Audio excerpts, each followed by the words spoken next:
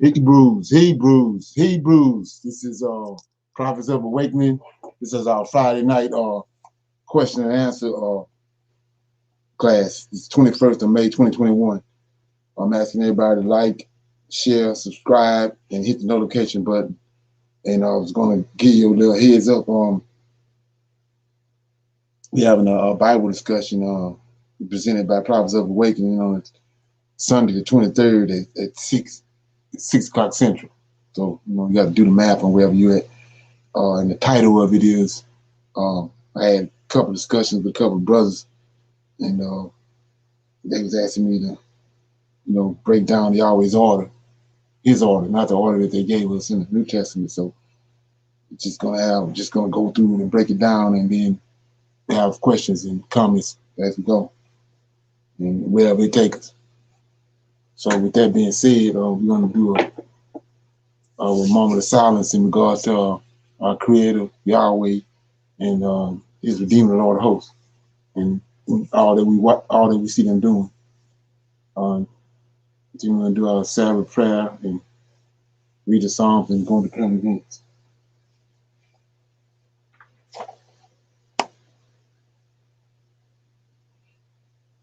Oh Lord, we come before you at the beginning of your Sabbath day, bow down with great respect for our Redeemer. Oh Lord, you confessed through your prophet Isaiah that you would return unto us and that you would pour your spirit out upon us. You have poured your spirit out upon us, O Lord, in great fashion. Because of this, O Lord, we have found you within your holy scriptures, great in counsel and mighty in works. For thine eyes are upon all the ways of men, to give everyone according to his ways and according to the fruit of his doings. O Lord, behold, thou hast made the heavens and the earth by thy great power and thy stretched out arm, and there is nothing too hard for thee. Knowing all these things, O Lord, we eagerly await thy coming, the day in which thou wilt break the yoke of our oppressors. Peace be unto you, O Lord. Okay. We'll read the Psalms.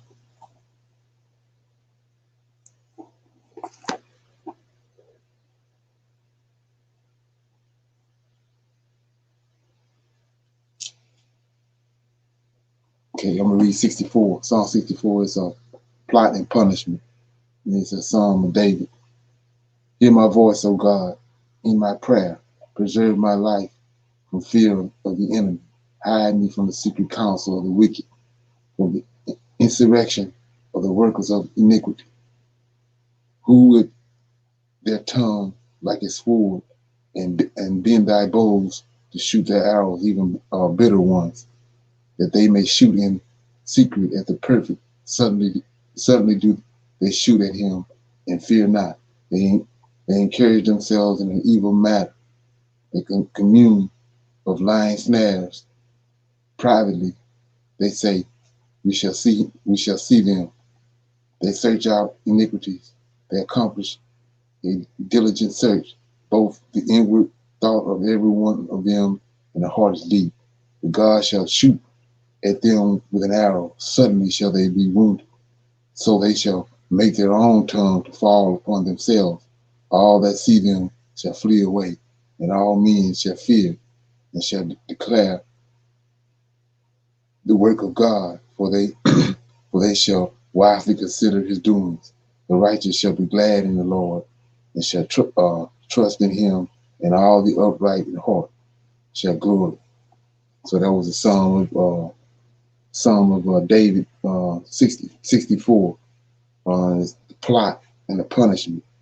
So to me, it was an encouragement, because it's saying that, the wicked gonna plot against you, but it's no need of you worrying about that, because Yahweh and his Lord of Hosts got your back. Just when they think that they gonna overcome you, he gonna do away with them. And I'm a witness to that. Okay. So anybody got any current events?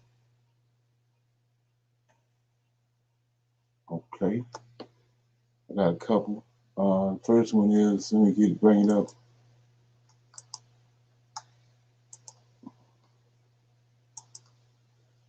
Yeah, I was telling you about those. You know how we not paying attention to what the what's being said in the scriptures and how it's all being laid out. And so when the Mosiah was telling um, Israel when he brought them into the land of Canaan, not to intermingle with those people. And so we found out through research and dialogue that you know there was the Canaanites, those 7 nations, were descendants from the giants. So they had a different type of demeanor about themselves, and they had a different origin, and you know they had mingled blood, and the DNA had been mean, and they was all messed up, confused.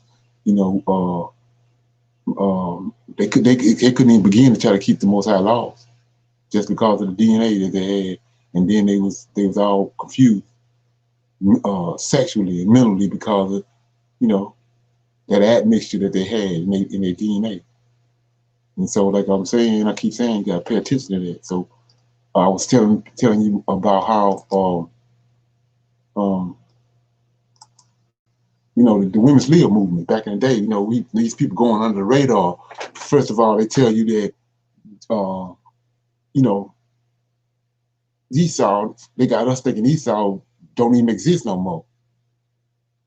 But we know he do because Most High going to judge him, and then he showed back up anyway in a prophecy that nobody knows nothing about in Malachi. He showed back up in the land in 1948. So with that being said, we're going to look at this right here. It says, let me read it. So it says, head lesbian singer and feminist Alex Dublin dies at 80. So that means at 80. So you go back. This when she was young right here. Don't look like a she, but see that? So that means all this time, this movement that we dealing with now ain't just started. It's been here. And it's going back to Bible prophecy, what the Most High told us. So it says this lesbian singer and feminist activist. See that?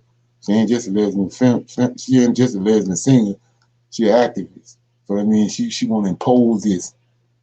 She got nerves and wanna impose this on everybody else. So feminist activists who appeared in an iconic and recently resurgent 1975 photo wearing a t-shirt that reads, "The future is feminine." See that? So she 80 years old. So what we're looking at now was pushed by them back then. That's what we're looking at. Well, she said back then, the future is feminine, has died. Alex Dublin of Woodstock, New York, was 80. So see that last name? That's a Edomite name. There ain't no you know American name or no African name. That's an Edomite name. So like I said before, with the Old and New Testament, look at the names of the people in the Old Testament. They pass the names of the ones of the New. So it says an early leader in the music scene. She's an early leader in the music scene for all lesbians and women. See, she one of the people behind the women's league that started that, but they Edomites.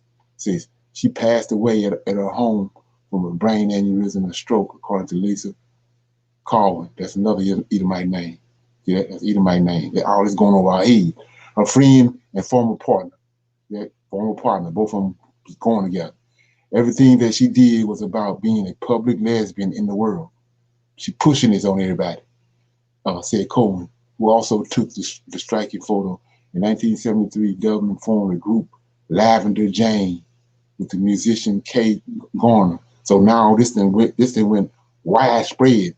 What they push right here is widespread in our neighborhoods among our women.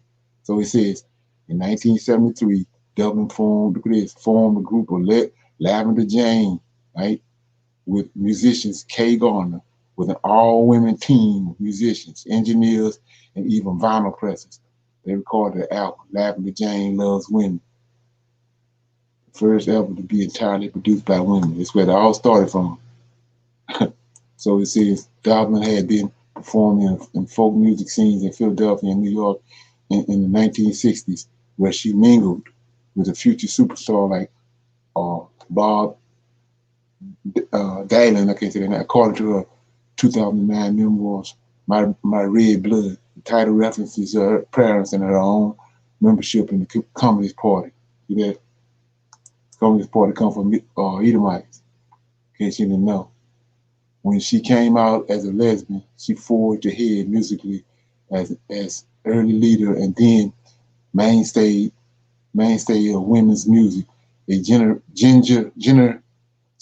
are made by, for, and about women.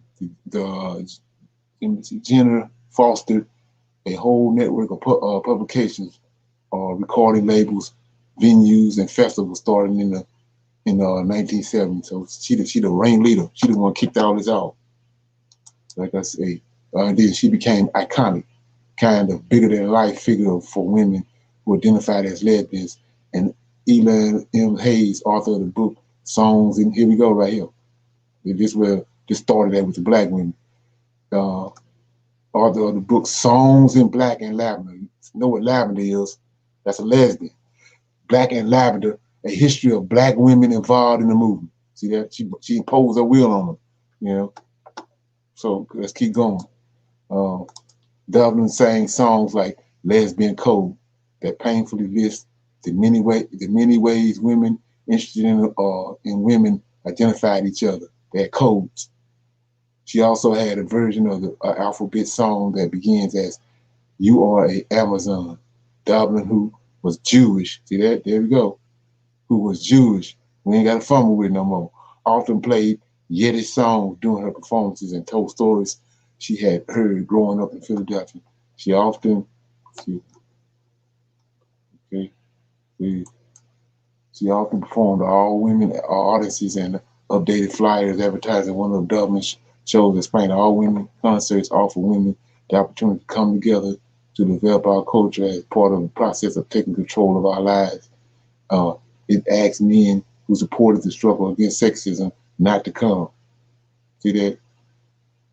Right there. It says together, because she developed a culture. This culture is lesbian culture, gay culture, also part of the process of taking control of our lives. So you ain't taking control of your life unless you take control of that spirit that's in you. So it says, and friend and collaborator Kathy Moonser, see that name? That's Edomite. There ain't no European name and there ain't no African name. Produce shows for lesbians, so it's all Edomite behind it.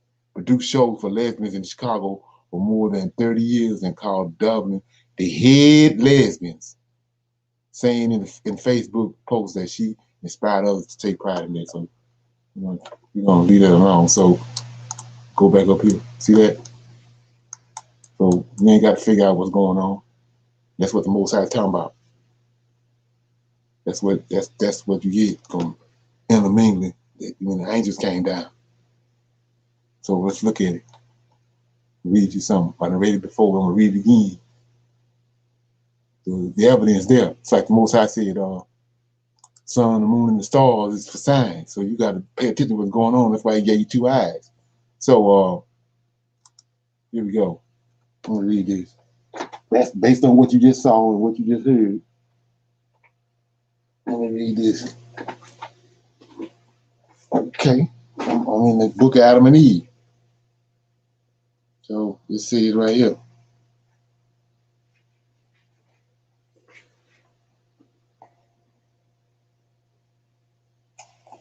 So when you're out and about, you gotta really open your eyes up. So this is children of Cain, right? Cain, serpent is Cain's father, so that's a mingled seed. So it says that after Cain had gone down to the land of dark soil, and his children had multiplied, there was one of them named Tubal-Cain, son of Lamech the blind who slew Cain. Satan came to Tubal-Cain in his childhood and made a variety of trumpets and horns, stringed instruments, cymbals and pastries and lyres and harps, flutes, and Tubal-Cain played them at all times, at every hour. That's what this woman doing. She bringing this wickedness on people, bringing it through music. She's a musician. It says that when he played them, Satan came to them, so that from among them, all of them, all the ones I mentioned, they were associated with her through music. And when he played them, Satan came to them, so that from among them were heard beautiful music and sounds that seized the heart with delight. Then he gathered many crowds to play on them, and when they played, It greatly pleased the children of Cain, who fanned themselves with flames of fire, of sin among themselves, and they burned with fire, while Satan inflamed their hearts with one another, and lust increased in them. So you see that. So what's going on? Well, Satan knows what's up with them. You know who they are. They're a mingled seed. So he wind Tubal-Cain up to make these musical instruments, because they ain't know what was up. And then when he made the musical instruments, they started playing them. The music enticed them, and it brought out the lust in them. It ain't doing what it's doing to the Israelite in the temple. when he started praying to the Most High, this because of their DNA. When this music comes, they get inflamed with lust. So he says, 5. Satan also taught Gunan to make a strong drink out of corn, and Gunan used this to bring it together crowd upon crowd in houses of drink. See that? And brought into their hands all kinds of fruits and flowers, and they drank them. So let's look at it, because it's been going over our head. So let's go to Woodstock. What they had at Woodstock? The same thing happened right here. Ain't nothing new. Woodstock, they had flowers all over the place, hippies with flowers on, same thing. This is where it came from, right here. It's a 4 to 3,000 year old ritual. So it says, 5. Satan also taught Gunan to make strong drink out of corn. Gunan used this to bring together crowd upon crowd in houses of drink, and they brought into their hands all kinds of fruits and flowers, and they drank together. And Tubal-Cain did this to multiply sin greatly. He also acted with pride and taught the children of Cain to commit all manner of grossness, wickedness, which they did not know until then. So he provoked them with the music. Lucifer knew that, and he put them up to all kinds of deeds which they did not know. Then when Satan saw that they obeyed Tubal-Cain and listened to him and everything that he told them, he rejoiced greatly and increased his understanding until he took iron and with it he made weapons of war. Right? This says, and being sin increased among them greatly until a man married his own sister or daughter or mother or other, and the daughter of his father's sister, first cousin, so that there was no more distinction of relationship, and they could no longer discern what was sin and what was not, but always were wicked, and the earth was defiled with their sin, and they angered God, to the judge who had created them. But Tubal-Cain gathered together groups that played on horns and on other instruments we have already mentioned at the foot of the holy mountain. So we see right here, this go way back. This ain't nothing new under the sun. So he told them specifically, then you can't fumble with it. He told them, these people over here, you can't deal with them at all. So with all the intermingling that happened up to this point, and then you get a person like I just showed you, can you imagine what they looked like before they started intermingling? They ain't look right. And we riding around at Walmart and everywhere, we ain't paying attention to none of that. We looking over there because from 6 years old to 18, we got brainwashed. Okay. So let's go into this. Anybody got any comments? Okay, got another one. This is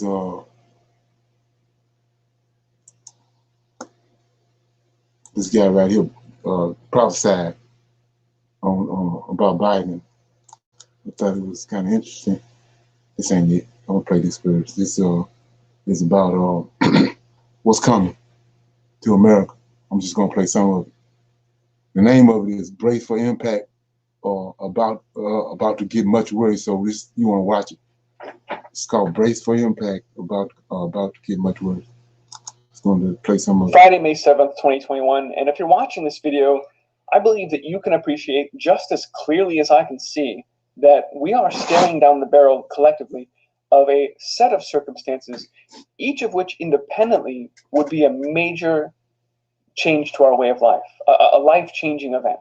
And certainly throughout history they have been. but it is their confluence which now greets us. And these three things I'm describing are the hyperinflationary scenario, where we've printed tons of dollars, but they're chasing too few goods. The global grains shortage, and now it's extending into proteins. We've got poultry shortages being reported in mainstream media, and beef won't be far behind.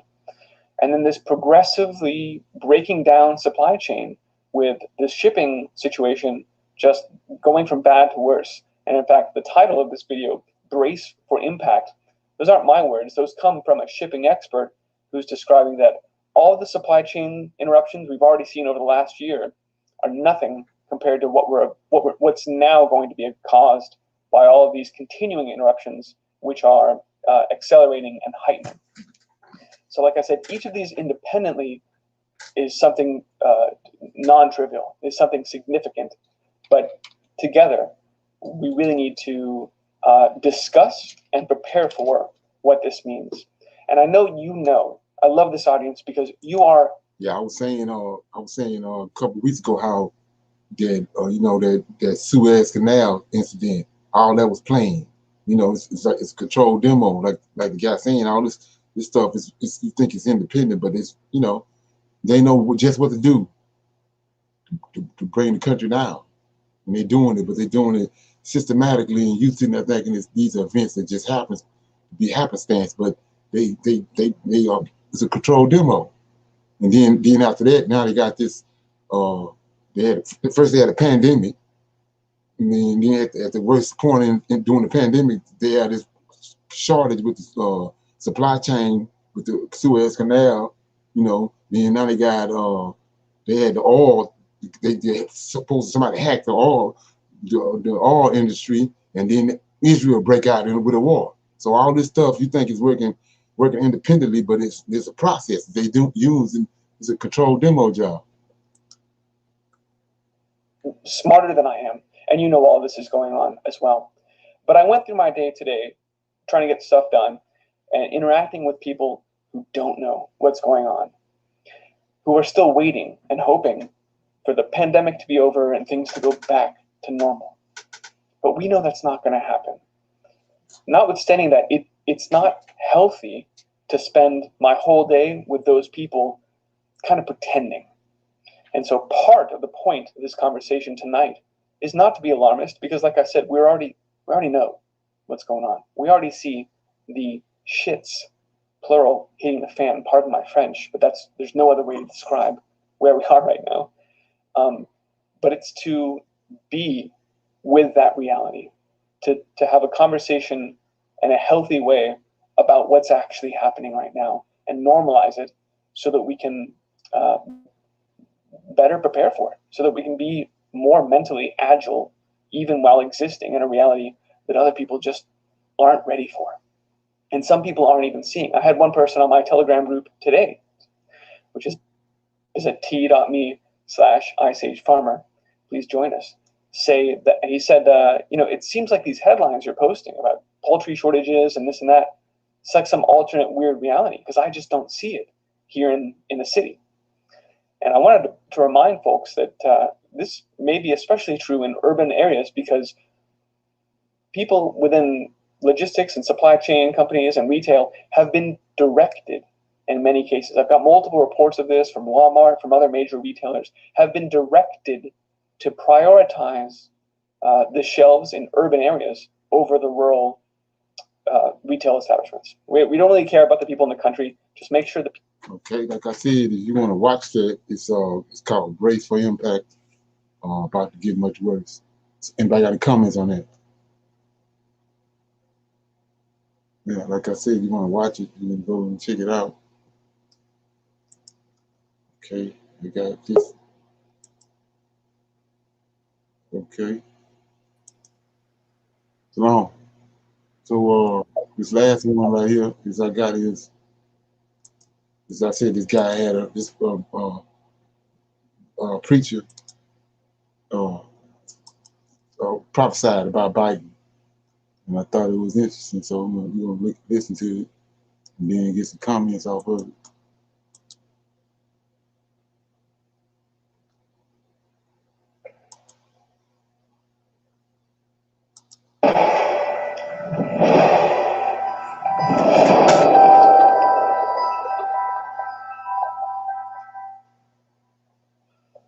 Hey friends all over the world, I'm literally about to fly out and I'll just be back in a day. I tremble as I share this word with you because I didn't want to talk about this anymore. And I won't be speaking about it again. But I want to share this shocking word with you about our nation, about what's going on, about everything. And I need you to listen very carefully and hopefully maybe share it with a friend. As I was praying today, and I'm gonna start backwards. So I'm gonna talk about the Biden prophecy, and I also want to talk about the truth about Trump. Now you have to hear what I'm saying because this is one of the most important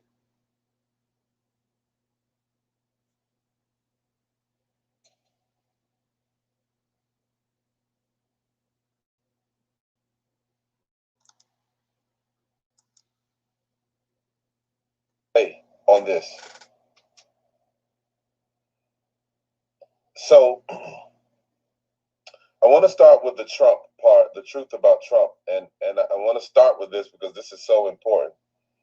You know, as I've been praying and I've been really seeking God and just contemplating and spending time with Him, one of the things that I've realized about this season that we're in, and I've said this before, this has been a season marked with great deception, a season marked with great manipulation. And if you remember, toward the middle and end of 2020, we had the pandemic, we had all these things going on, but the rhetoric surrounding this season and the rhetoric surrounding Trump was that he's dangerous, he needs to be removed, he's a threat to democracy, our nation is going to be safer when he's gone, and we need to we need to do whatever we can to get rid of him. He's not safe. And so this was the moniker, this was the push. But it's interesting to me, and I'm not trying to be political here, but I'm going to move on to the prophecy. But it's interesting to me that in the first 90 days of this current administration, we've had armed conflict. We've had, well, I should say a conflict. I don't know if it's, there was a Syrian situation. We've had more mass shootings than we've had in a very long time. We've had violence against ethnic minorities. There's a lot going on. And so my question is, who are we going to blame it on now? Like, who's to blame?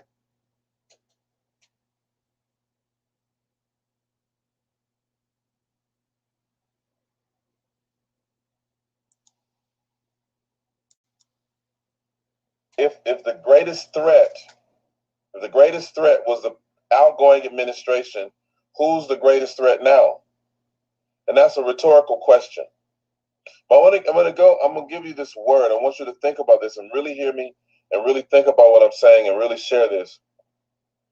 So the Lord began to deal with me about this current administration and the culture that's proliferating now. And one of the words that the Lord spoke to me is this. He said, Dagon will fall. Dagon will fall. Dagon. Dagon is the Philistine god, the ancient Mesopotamian god that was worshipped. And the Bible says in 1 Samuel chapter 5 that the Philistines stole the Ark of the Covenant and they brought it into the house of Dagon. Now, let me go back to something that happened in the book of 1 Samuel. When you study 1 Samuel, you'll begin to see that, and I've shared this with you before, but you'll begin to see that it begins with, of course, Hannah or Hannah. She has the promised son. She gives birth to a child supernaturally who is she was barren before, and she gives birth to Samuel, and he is devoted to the Lord as he is supposed to be devoted to the Lord, and he is raised in the temple with the high priest Eli. And so Eli is training him. He is his mentor, and Samuel gets a prophetic word over Israel. I'm just paraphrasing for time, that basically the glory will depart from Israel, that there will be Ichabod or Ichabod. And the glory is departed from Israel. The glory is leaving Israel, and the word of the Lord will become dearth. It will become dearth. There will be a dearth of the word in the land. And so we see Elijah, of course, Eli and his sons die as a judgment of God. And then, of course, the people ask for a king. And this is all happening in succession. They ask for a king in the form of Saul. Saul rebels. He's a narcissist.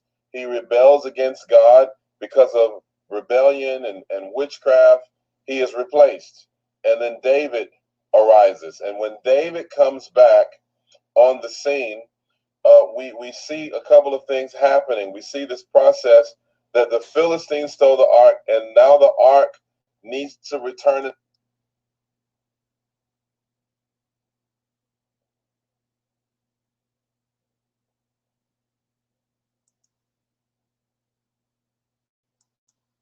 to the house of Obed-Edom.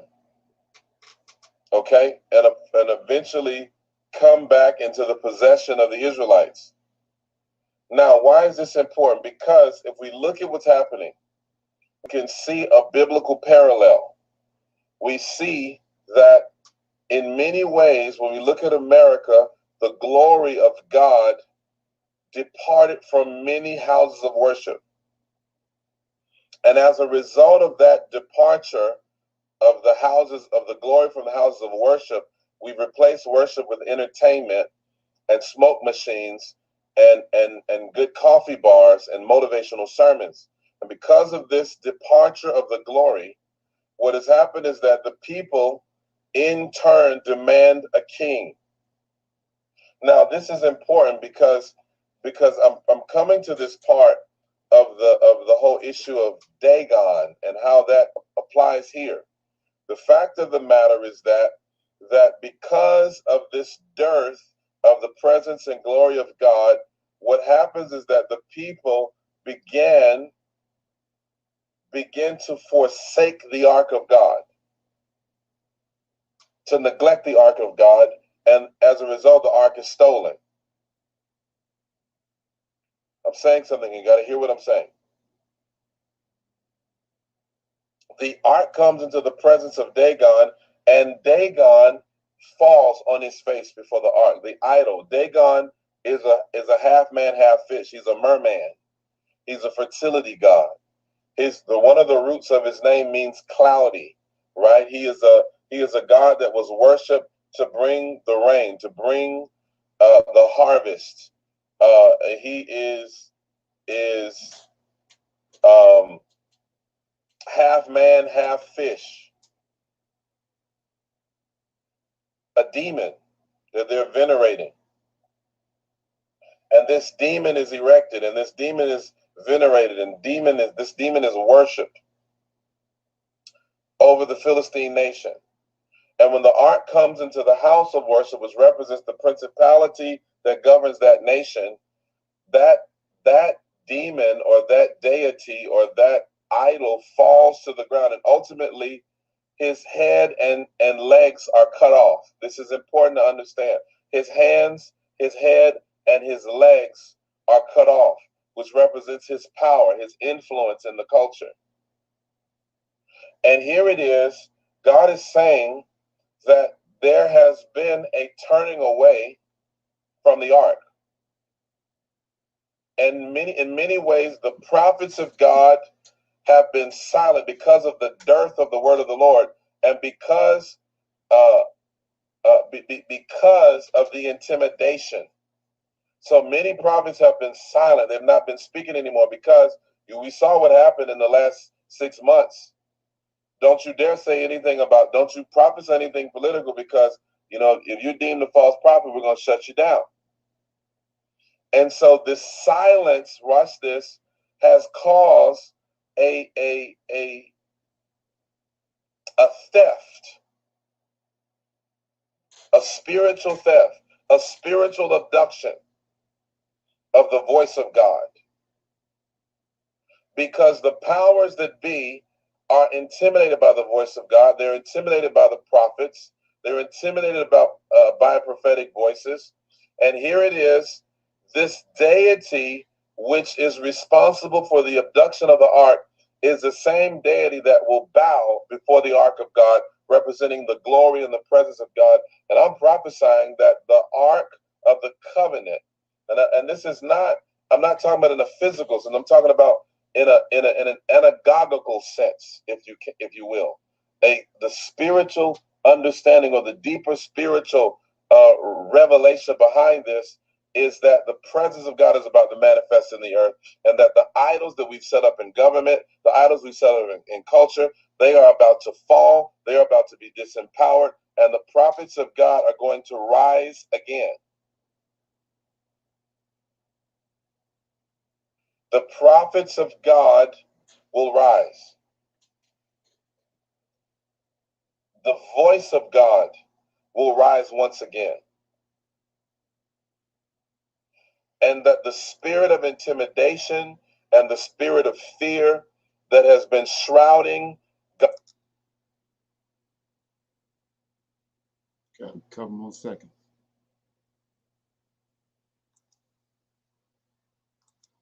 People is about to be broken once and for all. And those who have stolen, those who have abducted, those who have gained illegally will be held to account.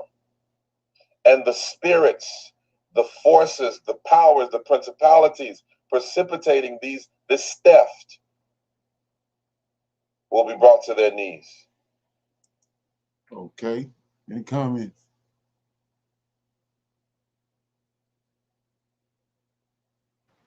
Absolutely. Okay. I think that he is spot on. There's the things that he's not spot on are so minimal, it's not even worth mentioning, because we are living we are living that false prophets, the false church, all of that is falling, if not have fallen. Right. We are in the presence and in the company every week of a depth of God's word that we cannot get anywhere else. And that is proof to me. I can say hallelujah. And I can say that what I'm hearing, even though we have heard it from you, I am blessed and I am encouraged to hear what I just heard, from someone who who may not be, all the way where he needs to be, but he's on his way. And what I just heard is extremely encouraging, and it is another witness other than the witness that we sit under each week. Okay. Yeah. Anybody else?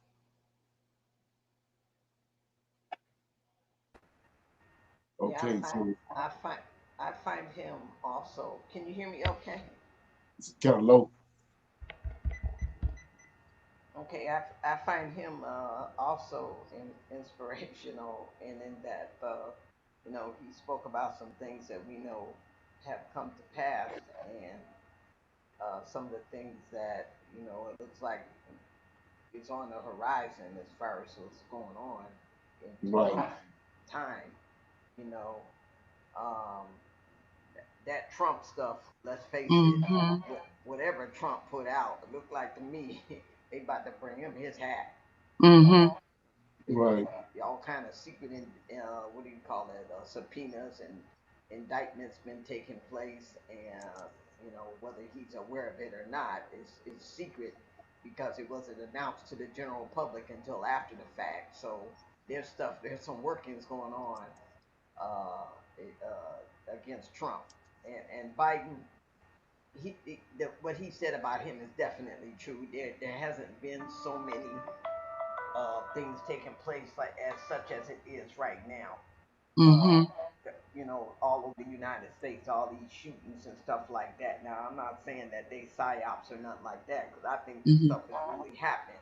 But Yeah. it's on his watch, and he ain't spoke a word. I mean, he has, but his word has been what he wants to do about controlling like the guns and stuff like that, Mm-hmm. and of course he apologizes to the people for, but yeah, it's like too little, too late to me. He's Right. Mm-hmm. Right. Yeah. Right. And like I said, the powers that be, along with the Boule, they already know, they all know what's getting ready to happen, and they just they sitting back wait. They know exactly what they're doing. Like we watched the previous video, all this stuff is timed. They time and everything. So Mm-hmm. I wanted to say one more thing, Leonard, if I may, okay. real quick. I don't know if anybody's aware of this, but everything that the powers that be, the Boule, and all these people do, it is scientific. And what I mean by that is, for example, just one thing. Whenever they do something like this, I mean, if you just think back on how this last election went, it was a joke. Right. The way that Trump carried on and everything. But here's what I really want to say. 3 months, whatever they introduce to the masses, whether it's a psyop or whether it's something that's really happening, it takes the people 3 months, and then they forget that. And so the powers that be is on this schedule of always keeping something brewing and something in front of us in 3 month time spans. If you can, like in other words, a black child or a black person gets shot, get their knee put on their neck, and everything is brewing and everything is up and hyped for 3 months only. And if they want it to stay hyped, they have to bring it back again and add something to it. Right. Yeah. Right. So they're playing so trying. I'm gonna say trying. They're trying to play so many mind games and the games of fear. Right. But like you have said, and this gentleman said, it's not working. It has fall. It's falling if it has not already fallen. It's just not working. I mean, I sit sometimes and I watch what's going on in the news, or I'll listen to somebody make a speech or say something, and you just see straight through it, Right. like it doesn't work anymore. Right. Exactly. Right. It's only for elect few people that he's waking up to see all that. Everybody don't Right. see. And we're gonna see that when we do the book of Zephaniah later on in the class. We're gonna see that. So yeah. So yeah. I mean, example of them bringing stuff back around is all of a sudden now they brought this. Somebody found this video of this boy getting shot 2 years ago. Now they open the case back up because somebody came up with a video. So who had That's a video? exactly what I'm saying. Exactly. Who had a video? It had to come from a cop with the camera on, because wasn't no innocent bystander standing by and saw it, because they would have went and got that money from the news reporter and brought that video up. Exactly. So it had Yes. to come from a government source, like Exactly. police department or something. So that's a dead giveaway. Yeah, that's exactly what I'm saying. Right. So Exactly. yeah, so they say that the thing you have to look at on that is when you start talking about Greek propaganda, that's all the New Testament is. Like when I say typology, it's propaganda. So that's the origins of the news. This ain't no propaganda. Yes. It's to cover and deceive and lead you in a certain direction and to bring about fear. That's all they do. They use it for. The higher ups use it to control the masses. Yeah. So And go ahead. on that note, Leonard, that takes me all the way back to what they did to our people, when they had them, just in chattel slavery, like the Ku Klux Klan literally throwing bombs in their house, burning crosses in front of their. I mean, it was horrific. Right. What they did to, because they hated. You know what? And I want to say this, and you can correct me if I'm out on a limb. I I don't think it was all about the color of their skin as much as it was about these were righteous people. And they could not stand. Okay, if you're an animal and to be standing next to a human being and a person that is intellectual, that makes you feel bad because you're an animal. So they hated our people so much for who they were, who they belonged to, Right. that all they knew how to do was to act like the animal that they were. And they did a major, major job on stealing our identity for themselves. Right. He said that's Deuteronomy 28. He said he's gonna put a yoke of iron around your neck until he destroy you. Then once they destroyed us mentally, they took the yoke off. Right. Exactly. The fear, and their character, and the way they act, struck fear in us to the point was how we normally think we wouldn't do it because we know it's gonna be repercussions from them. So they redirected our whole chain of thought, and then they took the chains off. Right, Leonard. And also, we have to also not forget is the emotional damage. You Right. know, the emotional damage of being rejected as a person. So much so that there's a saying that says, if like you said, they can take the chains off now, because if there's not a back door for us to go to, we'll make one now. You with me? Right.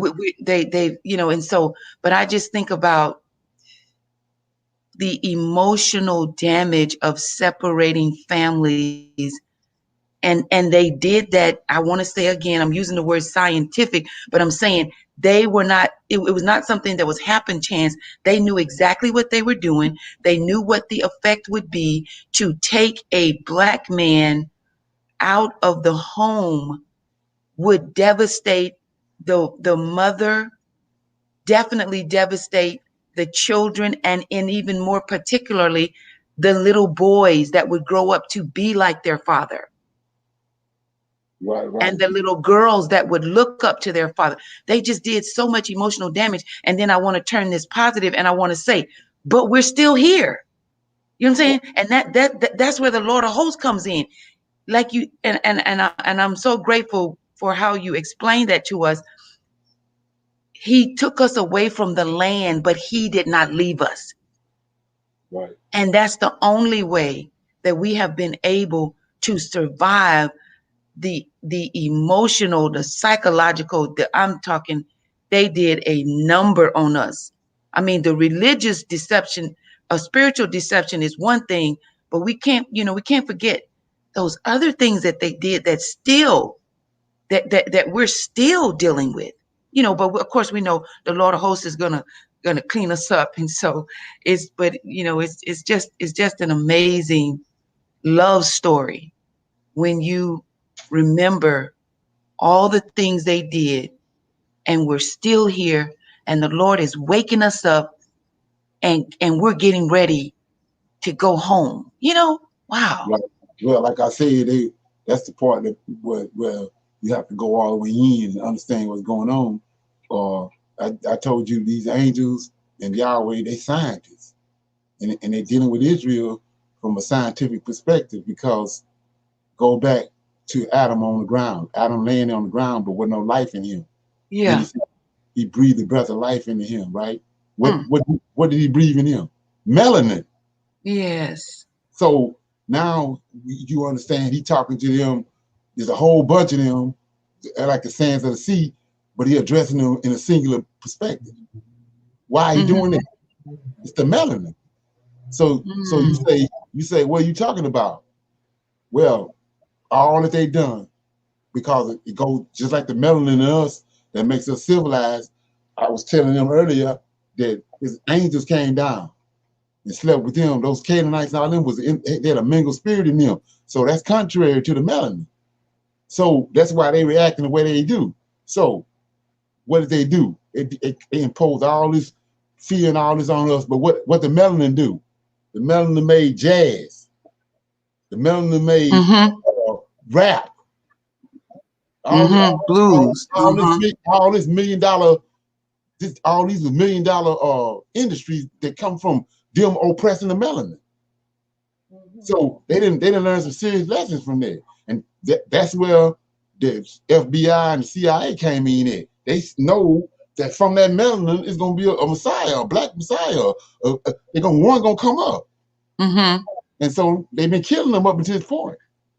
Fred Hampton, all them. That's the melanin. That's a system that was brought down by the angels. That's in his people. That they can't do nothing with it. When they do one thing to it and it transform into something else. Yes. They can't go with it, and they lack that. Lack that. And so that's like I said, understanding that itself trumps the New Testament. Because we ain't all come from the same origin. Yes. Yes. Right. So yeah. So and based on what we just saying, I got this last thing that's tied into what I was talking about. You know, we know the guy was saying there's something getting ready to happen. Well, the powers that be and they watchdogs, the boule, they all know that. So let's look at what's going on right here. This is about Africa, understanding what's going on in Africa and in Ghana. Here we go. Indy Hills, and I'm here to meet Kofi Anku. He's selling 2-bedroom units here for $45,000. Everybody has been asking for affordable homes, so here I am bringing them to you. And not only am I bringing you these affordable homes, but the beautiful like I said, view that we have it's happening in front of us. Amazing. And as you can see, the hill just behind us here, and we're just surrounded by nature. We're going to have a little bit of a behind the scenes of what it takes to build these homes, and also have a look inside the homes, because Kofi has built 12 of these $45,000 homes. So let's have a look around. He got a blueprint. Starting out with 12, but listen what he say.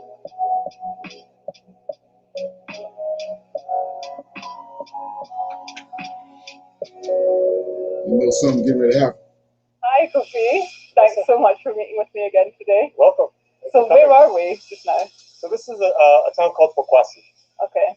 So we've got our moderately priced community. Yeah. 12 units called Pokwasi Heights. Very nice. Can we have a look around? Sure, of course.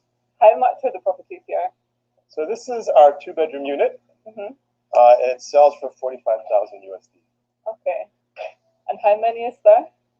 We've got 12 units on this. Here we go, right here. Yeah. So the idea is to build a few hundred. That's cheap. Oh, wow. Yeah. In the same area? Mostly in the same area. So like next door and then.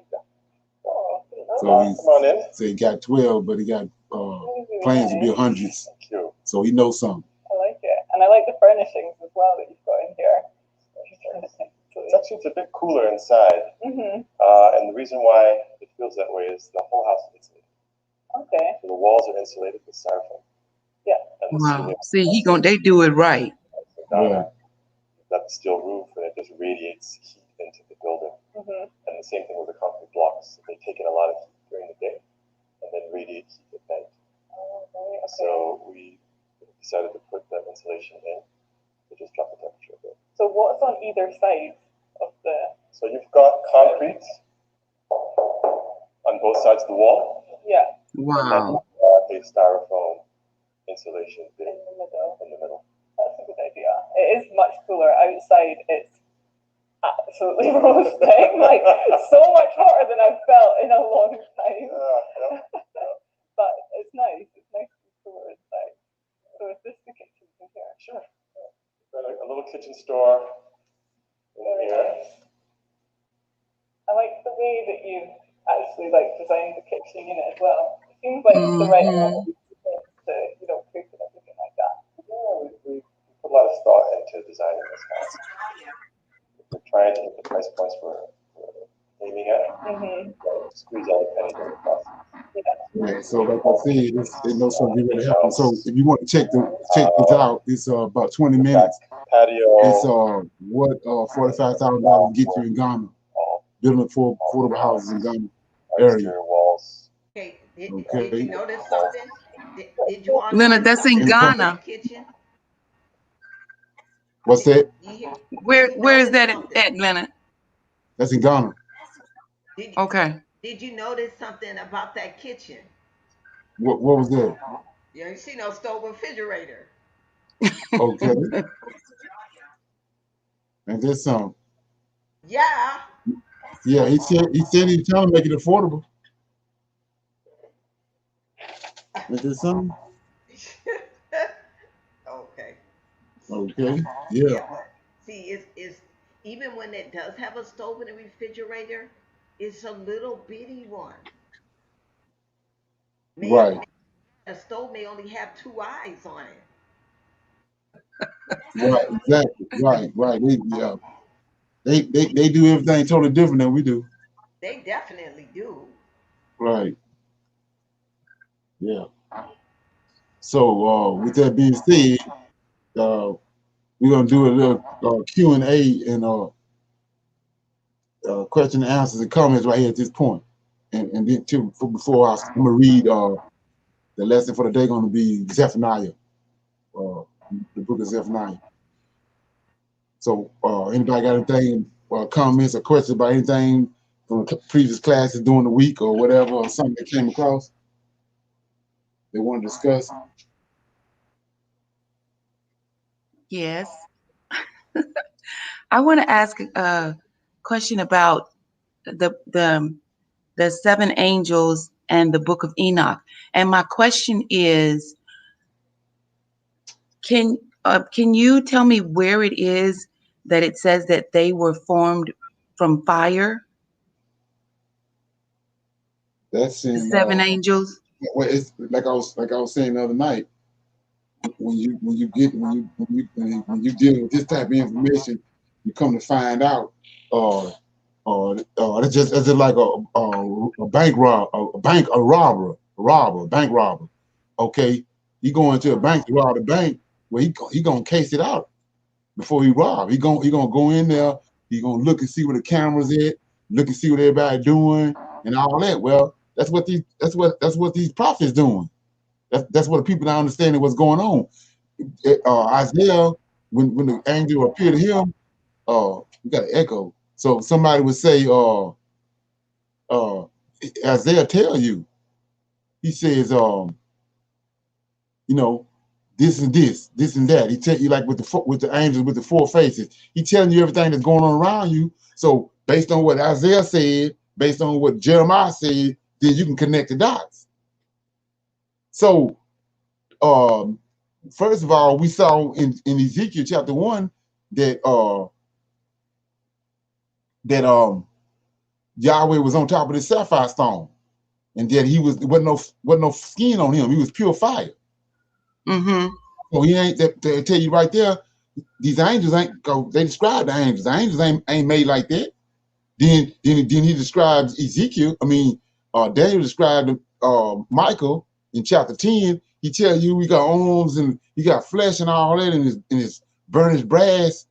but when you look at his eyes, it's fire in his eyes. So it's a body of flesh over the fire, but it's fire in his eyes. But Yahweh don't have no flesh on him.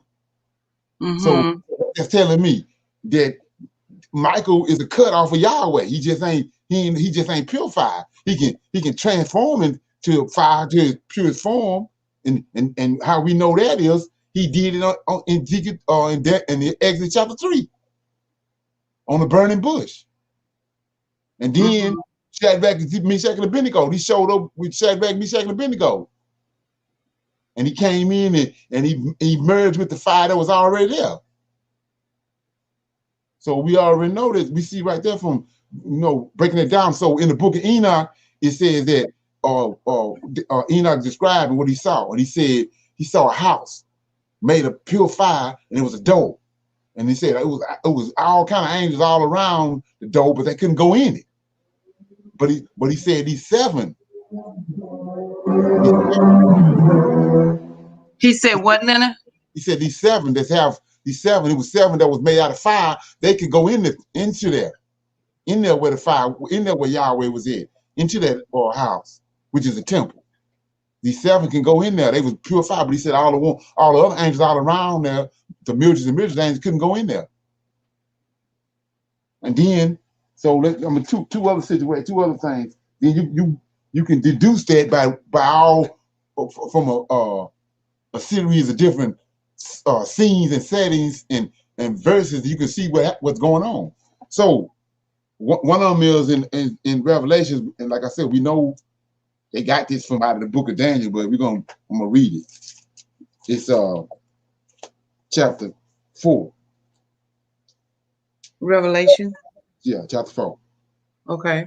So taking in mind Exodus chapter 3, that Michael came and lit on the bush and he was pure fire.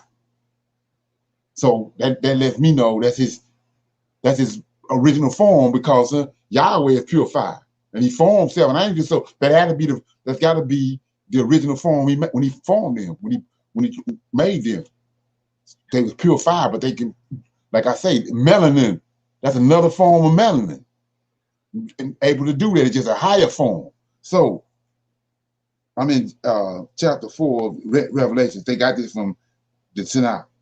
So he says, after this I looked, and behold, a door was opened in heaven, and the first voice which I heard was as it were a trumpet talking with me, which said, "Come up hither, and I will show thee.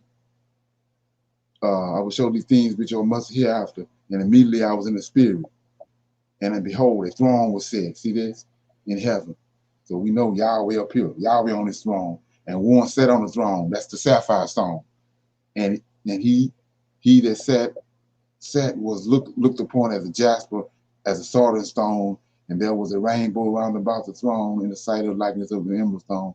And around about the throne were 24 seats, and upon the seats were 24 elders sitting, clothed in raiment, and they had on their heads crowns of gold. Here we go right here, verse 5. And out of the throne proceeded lightning and thundering and voices, and then there were 7 lamps. See that? 7 lamps of fire burning before the throne, which are the 7 spirits of God. That's them. That's in their purest form. They lamps of fire sitting up there in front of Yahweh. Yahweh on the throne. He was described to us in Ezekiel chapter 1 that he's shaped like a silhouette of a man, but he's no flesh on him. And he created these 7 lamps. That's and actually that right there. I'm sorry to cut you off, but that statement right there.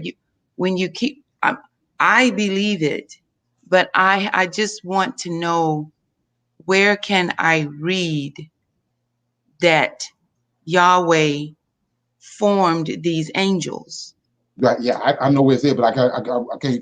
It's gonna throw me off on class. Okay. But it says right here. I'm just showing you through this right here, through the scriptures, precept upon precept. So then he says, right here, he said 7 lamps. So you say, what are you talking about? He said 7 lamps of fire. So it's not. He didn't say angels. He said spirits. So when they in the fire form, that's their purest form. So you say, what are you talking about? Go to Genesis chapter 15. Mm-hmm. So we said it was 7 lamps burning in front of Yahweh's throne. So I'm in verse chapter 15. I'm at verse 16. This when Moses made the sacrifice to the Lord of hosts told him to get these animals. Verse 9 says, and he said unto him, take me a heifer of 3 years old, and a she-goat of 3 years old, and a ram of 3 years old, and a turtle dove and a pigeon. And he took them unto him all these, and he divided them in the midst, and he laid each one piece against another, but the birds he divided not. So he put them in a row, like. So then he put Abraham to sleep. Then in verse 17, and it came to pass that when the sun went down and it was dark, behold, a smoking furnace, a what? Burning lamp, passed between the two pieces. That's Michael. And it pure fire. Luke, you think he came through the animals and you know, in his pure form fire. So what did he do to the sacrifice? Consume it. Mm-hmm. You know, pure fire. That's the only way he can consume it. So he's Abraham sleep. He didn't put Abraham to sleep. Then he passed through there, but it tells you what he looked like. A burning lamp passed through. Fire, just like what lit on the bush. Mm-hmm. So yeah. But like I say, it's in the book of Enoch. He tells you what that, and then it's in another place where I saw it. Well, yeah, where it's in. Let me read that. Then I'm gonna go to the go back to the class. So it's in Ezekiel.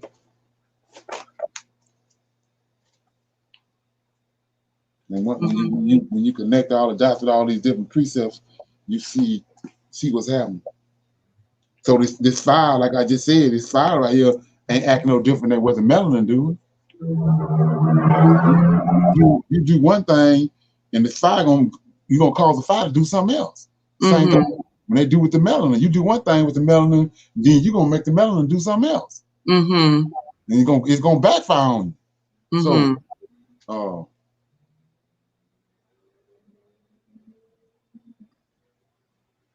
did you say Ezekiel? Yeah, I'm trying to get it.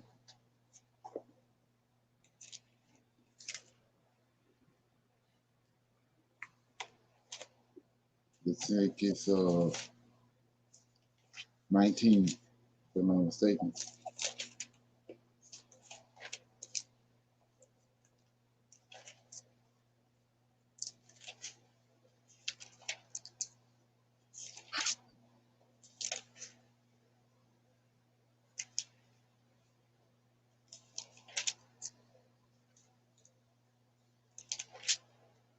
Yeah, I'm in chapter 28.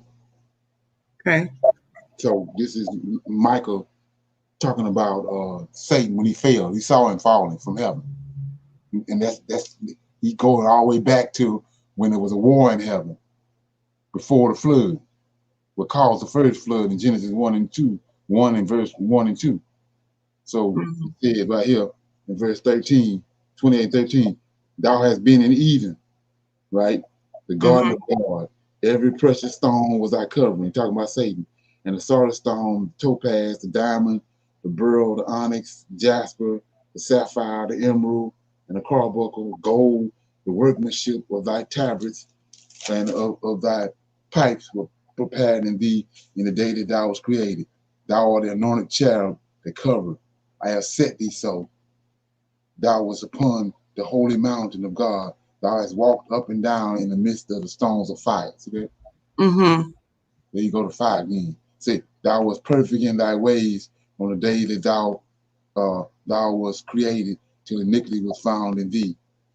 By the multitude of thy merchandise, they have filled thee in the midst of thee with violence, and thou hast seen. Therefore, I will cast thee into as a profane out of the mountain of God, and I will destroy thee, O covering cherub, from the midst of the stones of fire. See that? So let's look at that. So you say, how the world I know that it's Michael talking, and Michael dealing with Satan, seeing Satan. Well, What did he say? What did he say over in Revelations? We know where that came from. He says there's a war in heaven, right? Michael and his angels fought with Satan and his angels, right? Right. And then what did he say? Michael and his angels prevailed over Satan and his angels kicked him out. Right. He was cast out. Well, look what it say right here. It says, thou was, verse 15, thou was perfect in thy ways from the day that thou was created till iniquity was found in thee. By the multitude of thy merchandise, they have filled thee in the midst of thee with violence, and thou hast seen. Therefore will I cast thee out. Who cast him out? Michael. See, we know who talking. I will, Mm-hmm. therefore I will cast thee out as profane out of the mountain of God, and I will destroy thee, O covered cherub, from the midst of the stones of fire. So now, what's the stone? What's the stones of fire? Is it the angels? 7 angels. Okay. He cast them out from amongst them. And then so the precept to go with that is, which like I said, we know they took truths and stuck them over in the New Testament. So in John, in Revelation, tell you it's 7 lamps of fire in front of the Most High throne. Right. You know, it ain't saying nothing about no angels with no wings. It said lamps of fire, pure fire. Mm-hmm.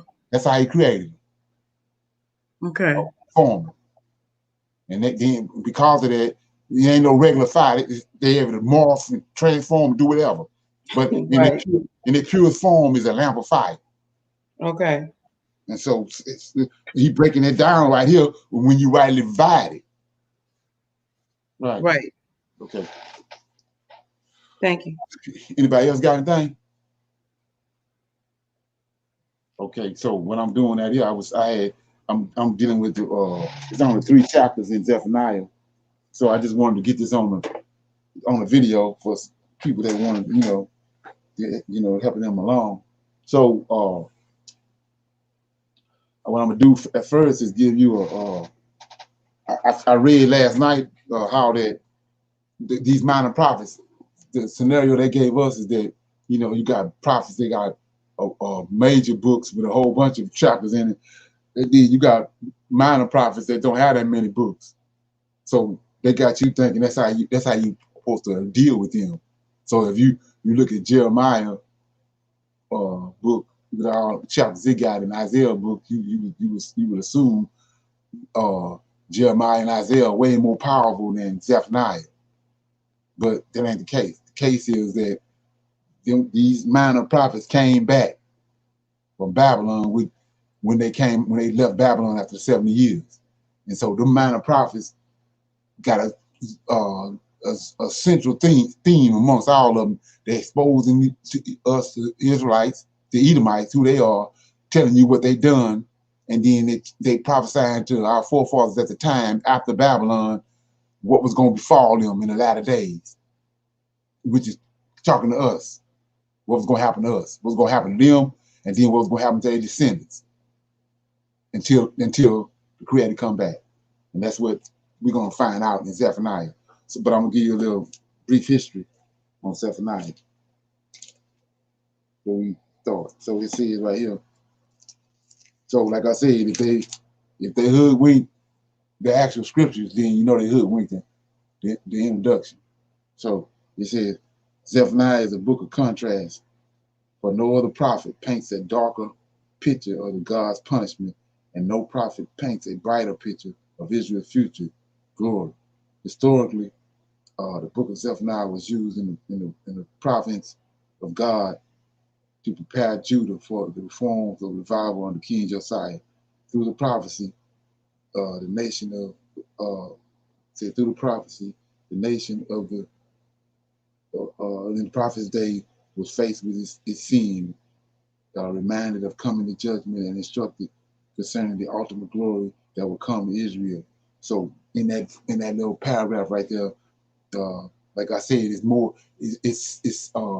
it's several days of the Lord. But when they set up the New Testament, they got you thinking it's one day of the Lord, and we waiting on that day. But every time Israel get in trouble, the day of the Lord come. Every time Israel as a nation get to waste out of control with sin, the Lord gonna show up. That's the day of the Lord, or that's the day the Lord his visitation. but they didn't give you another narrative on that. So you only got different, you got the wrong train of thought. You ain't thinking like a Hebrew. So when they was in Babylon, when he called Moses out and brought Moses to Mount Sinai, then he told Moses to go and tell the Pharaoh who I am. Well, that's the day of the Lord. Moses went and told the Pharaoh, the Lord of hosts coming. And when he get here, he gonna shut you down. That's the day of the Lord. So we over here. He's just like the Egyptians handled us all kind of ways. Our forefathers, these Americans, and handled us, and did us, and doing us in all kind of ways. We still under it right now. So the day of the Lord got to come. The day of this recompense got to come. So Israel has been in 13 different captivities. So what they tell you, we at least got 13 days of the Lord already happened. But they didn't gave us another narrative. So anyway, so Zephaniah telling you right here, he came into existence during Josiah. That's right at the end of right before Nebuchadnezzar came. So he lived through all that, was in Babylon, and then he came out of Babylon. Then he prophesied. So you're an older man by the time you get here. When he's telling us about when he prophesied about the temple. So then he said the historical setting. Zephaniah does not make great use of historical events in the course of his prophecies against the dark backdrop describing the judgment of God upon Judah and the nation. Zephaniah goes further than any other minor prophet in emphasizing the future conversion of the Gentiles to the worship of the true God. Zephaniah dates his writing in the days of Josiah. Josiah was a God-fearing son of Amon, who with his father Manasseh were two of the most wicked kings in Israel's history. So we see how he twisting it right here. Now they tying Zephaniah to the Gentiles. So like I say, if they hoodwink the scriptures, they gonna hoodwink the introduction. You just gotta have ears and eyes and an intellect to and a foundation to be able to decipher. So anyway, so we're gonna start reading on Zephaniah. I read Zephaniah chapter 1 last night.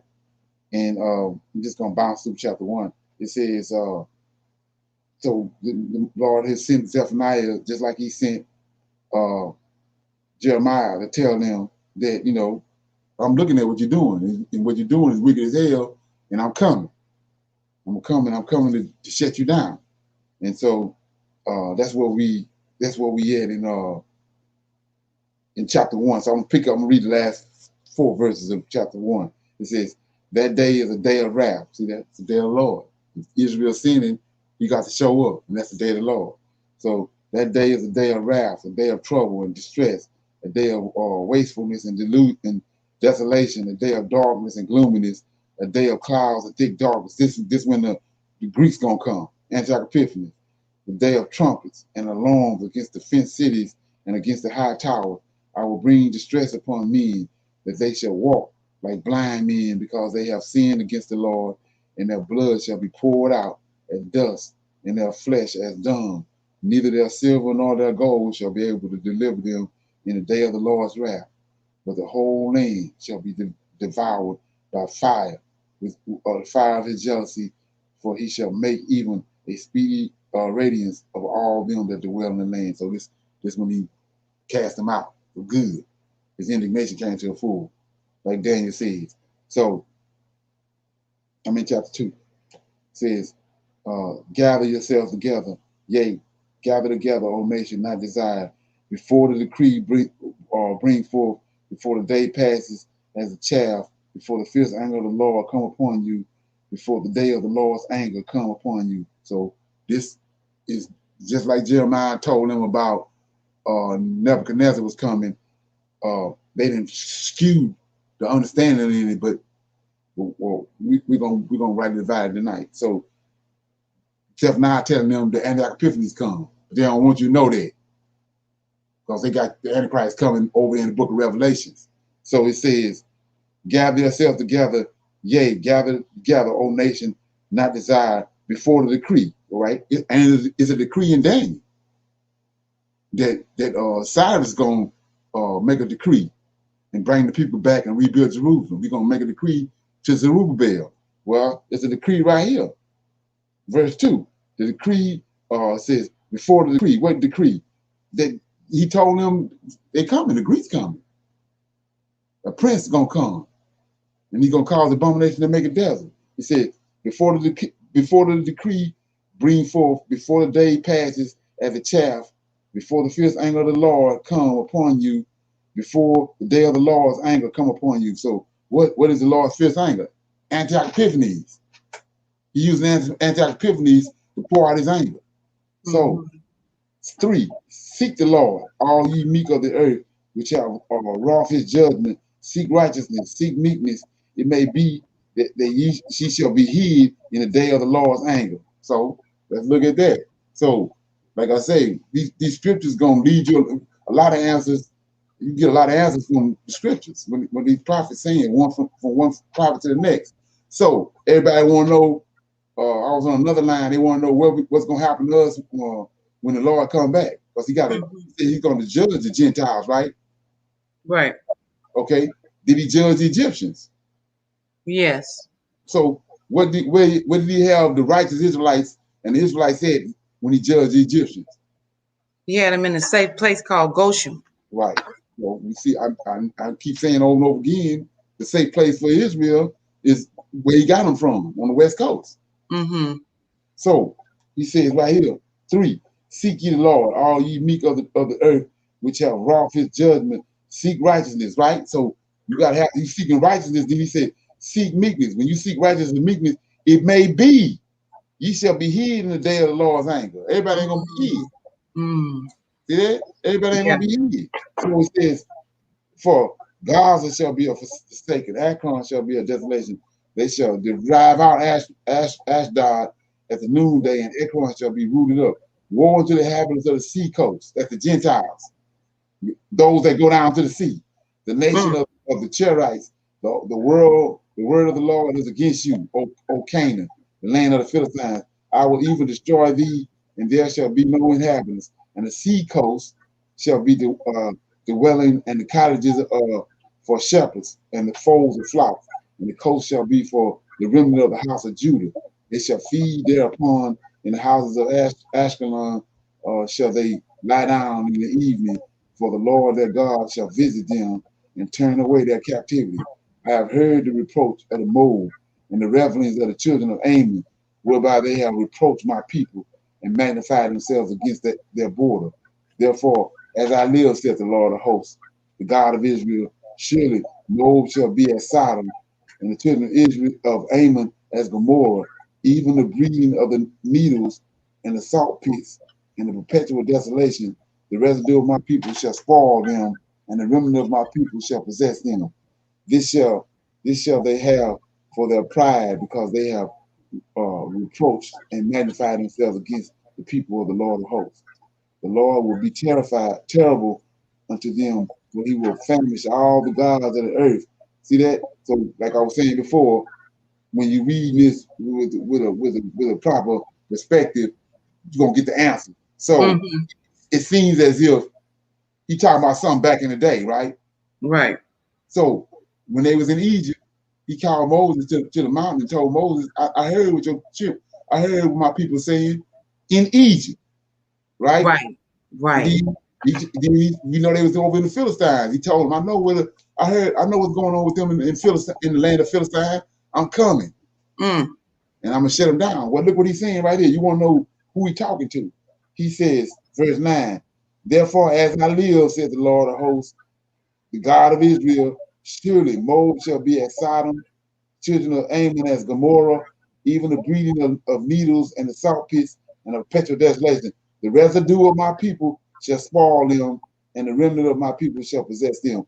This shall they have for their pride, because they have reproached and magnified themselves against the people of the Lord of hosts. The Lord will be terrible unto them, for he will famish all the gods of the earth. That's the whole earth. That's the whole earth. What we got scattered at in Deuteronomy 28? We got scattered all over the earth. See that? So he answered right there. He famished all the gods of the earth. Then he said, the gods of the Egyptians or the gods of the Philistines. Says, and men shall worship him. Yes. Not Jesus. everyone from his place, even all the isles of the heathen. Ain't that where we at? The Gentiles? Yes. Isles. Ye Ethiopia. Now watch this. I told you who the Ethiopians was. I told you that Sennacherib brought the Ethiopians over there when he took 10 tribes out. One of the nations he brought there and put in the land was Ethiopians. And so from that point on, they shining the light on these Jews, shining the light on the Ethiopians, talking about they Jews, they Israelites, they part of Jewry. But they were planted in the land by Sennacherib, and after you live there for 800 or 900 years, you think that's your land. So look what he tells right here, 12. Ye Ethiopia also, ye shall be slain by the sword. How can they be children of Israelites? Right. Yeah.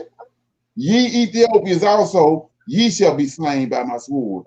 And he will stretch out his hand against the north and destroy Assyria. Well, ain't that who brought Ethiopians there? Assyria.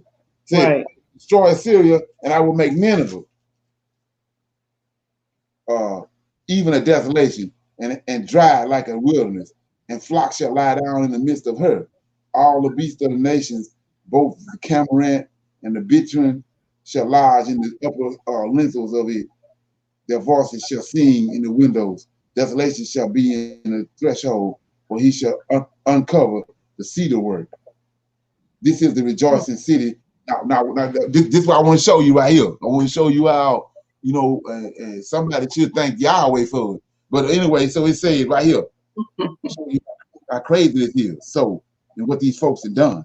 So I'm in verse 13. We know in Revelations they keep talking about this great city, right? Right. And so I showed you that Nineveh is that great city. And so all he doing, he just copying and pasting. So he getting what happened over there with Jonah and the great city and all that and put it over in Revelation. So it says right here, 14, flocks. Okay, in Revelation, ain't it a place that's dwelling carelessly in the house? Right. Watch this. And the flock shall lie down in the midst of her. All the beasts of the nations, both the cormorant and the bitron shall lodge in the upper lintels of it. Their voices shall sing in the windows. Desolation shall be in the threshold, for he shall uncover the cedar work. So when we say uncover cedar work, the same thing what a hurricane do. When it come through, they're gonna take all the siding off. All you're gonna see is the cedar. What you talking about? So 15. Now here we go. This is the rejoicing. Look at this. So we answer this for everybody, the rabbis and the mega pastors, everybody. 15 said, this is the rejoicing city that dwelleth carelessly in the house. Come on. You fumbling over here, and these clowns can trick this all off. So he's telling you right there, this is the rejoicing city that dwelleth carelessly, that said in her heart, I am, and there is none besides me. That's word for word in Revelation. Yeah. See that? Yeah, no question. No question. Now, how will she become a desolation? A place of beasts to lie down in. Everyone that passes by her shall hiss and wag his tail. Come on. So that was Zephaniah chapter 2. We're going to read the last one. This is where it gets interesting at. This is Zephaniah chapter 3. Woe to her that is filthy and polluted, to the oppressing city.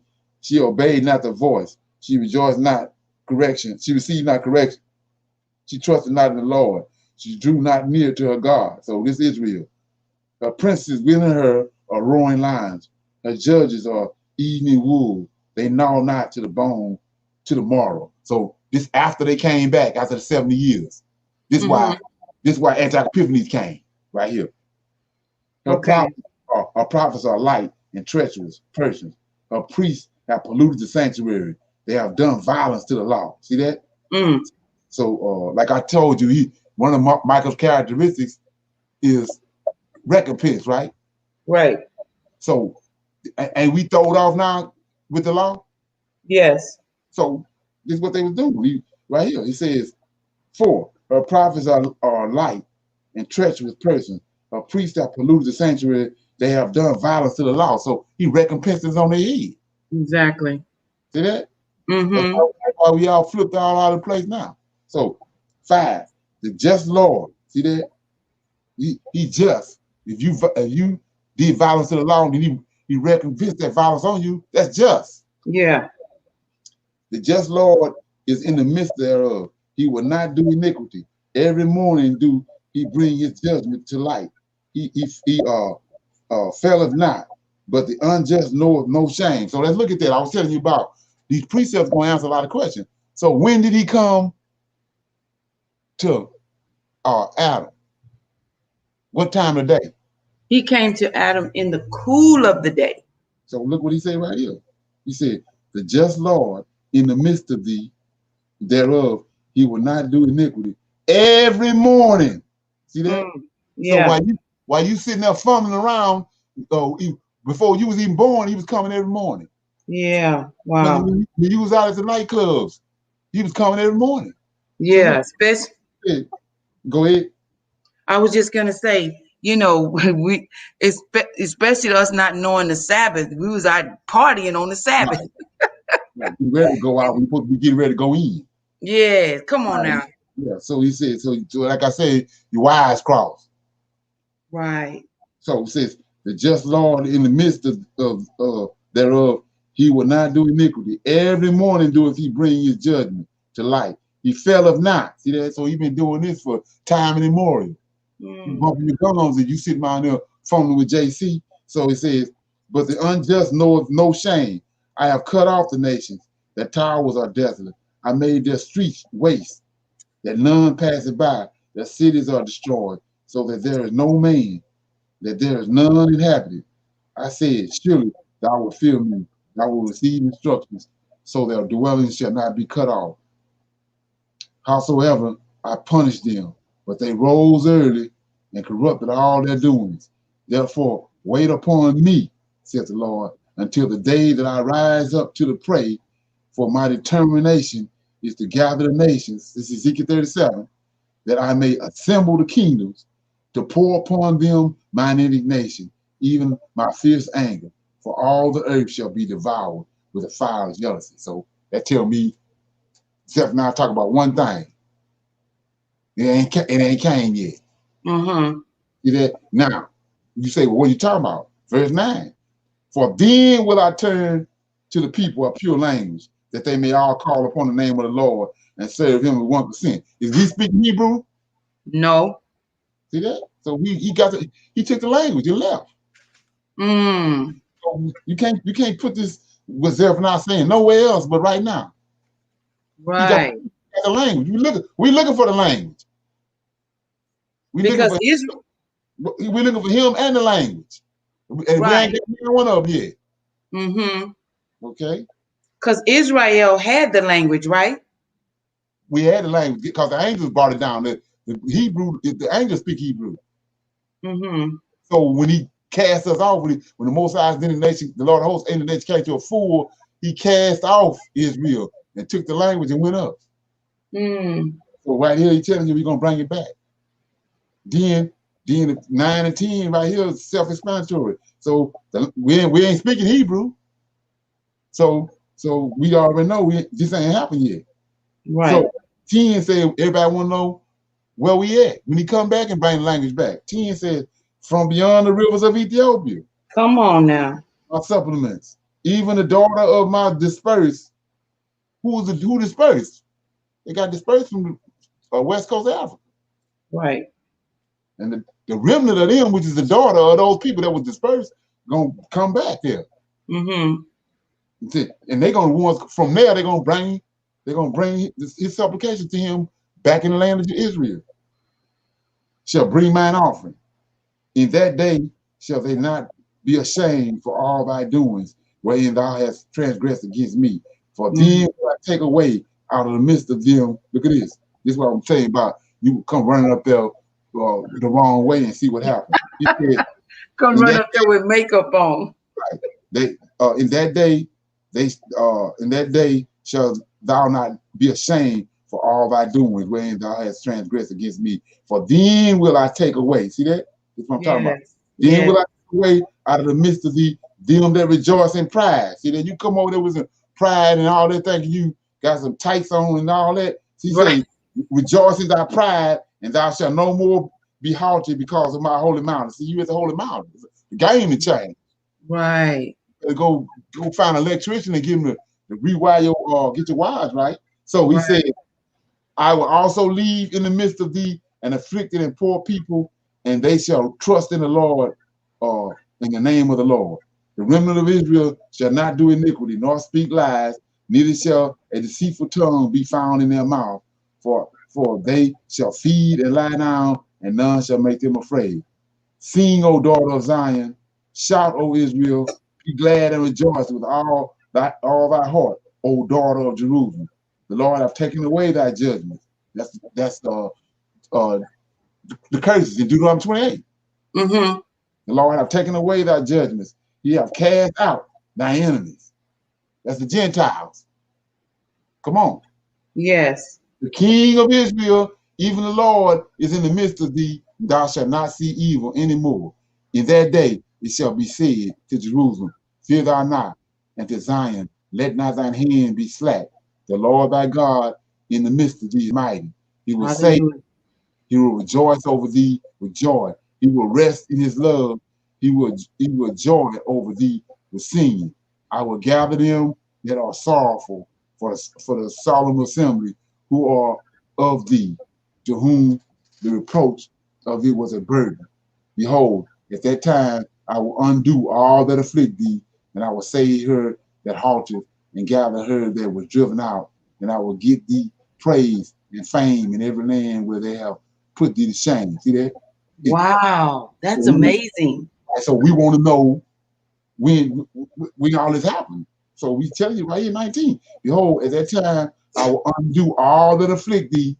I will save her that halted, gather her that was driven out, and I will give thee praise and fame in every land. See that? Yes, yes. Wow. In every land where they have been put to shame. Mm-hmm. At that time will I bring you again, even in the time that I gathered you, for I will make you a name and a praise among all the people of the earth. When I turn back your captivity, like look at this, before your eyes. Mm. See that? Yes. So you're gonna be looking at it when he's doing it. Mm. See that? Yes. Okay. So I want to connect the dot before I close out. So it says right here, 20. At that time I will bring you again, even at that same time that I gather you, I will make you a name and a praise among the people of the earth, right? Hallelujah. So what is he talking about? Let's go. I keep on telling you about the suffering servant. Isaiah 52. Isaiah 52. Based on what I just read. He said, I will make you a name and a praise among all people of the earth, right? So, Isaiah 52. So they fumbling with 53 trying to figure out who the suffering servant is, but the answer is leading up to 53. Mm. So Isaiah 52, verse 13, right? We're looking for a servant, right? Right. A suffering servant. Behold, my servant. There he is. Behold, my servant shall deal. Behold, my servant shall deal prudently. He shall be exalted and extolled and be very high. So who is this?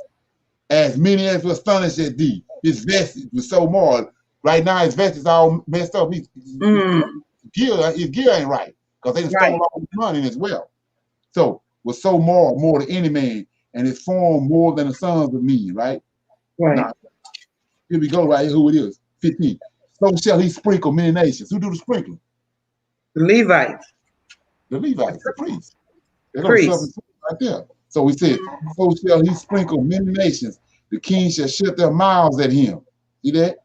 For that which had not been told them. Why it ain't been told? Because they hoodwinked it over in the New Testament. Right. So he says, so shall he sprinkle many nations. The kings shall shut their mouths at him. For that which had not been told them shall they see. And that which they had not heard shall they consider. Now we'll go back to the end of chapter 9. So he told them right here, at that time will I bring you again, even in the time that I gather you, for I will make you a name and a praise. See that? Yes. Among all the people of the earth, when I turn back your captivity before your eyes, Lord. See that? Right. Right. Right. Come on. So, go ahead. Any question? Comments? Okay. Once again, this is good news. This is it's encouragement that I was I know that the Levites and the priests are the suffering servant, but the nation of Israel, um, as we have been under the consequences of our misbehavior, but the Lord is encouraging us because in all the lands where we have been at the bottom of the totem pole, where we have been walked on and spat upon and shot and killed and all that, the Lord is going to make us a name. Right. And he said in I think, let me see, where did you read that at? Oh yeah. I will get the praise and fame in every land where they have been put to shame. Right. Yes, that's encouraging.